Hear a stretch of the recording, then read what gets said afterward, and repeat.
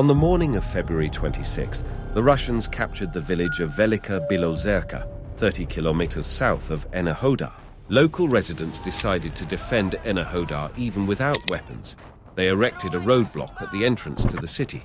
For 3 days, about 10,000 residents of the city went to the checkpoint to stop the Russian army with peaceful protests, according to the mayor of Enerhodar.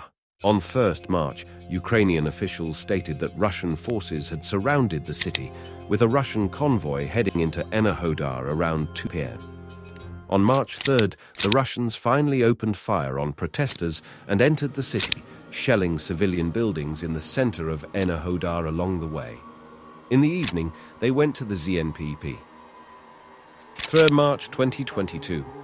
Dmytro Orlov, the mayor of Enerhodar in Zaporizhia Oblast, has said that Russian occupiers put workers of the captured Zaporizhzhia nuclear power plant, ZNPP, into the plant's basements.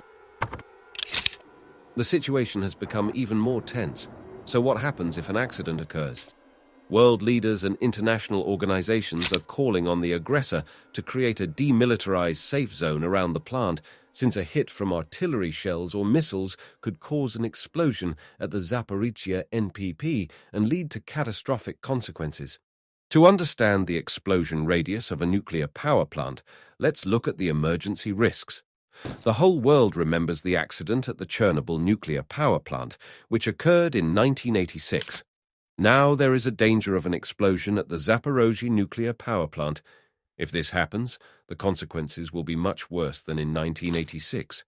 Since Zaporozhye NPP is the largest in Europe and the third in the world in terms of power, if a reactor at ZAIS explodes, there will be a release of nuclear fuel and radioactive substances such as strontium-90, iodine-131, and cesium-137.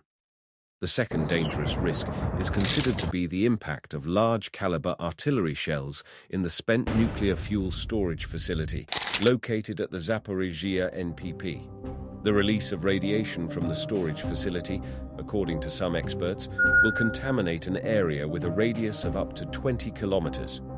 The release of nuclear fuel itself is expected to contaminate an area with a radius of up to 30 kilometers. Radioactive emissions during an accident at Zaporizhzhia NPP will affect the radiation situation not only near the plant, but also at significant distances from it. The area of distribution of radioactive gases and aerosols from a destroyed reactor depends, first of all, on weather conditions, which will affect the direction of the transfer of air masses. In addition to Ukraine, the radioactive cloud may affect many countries. With southerly winds at the time of the accident, Romania, Moldova, Turkey, Greece, and Bulgaria will suffer.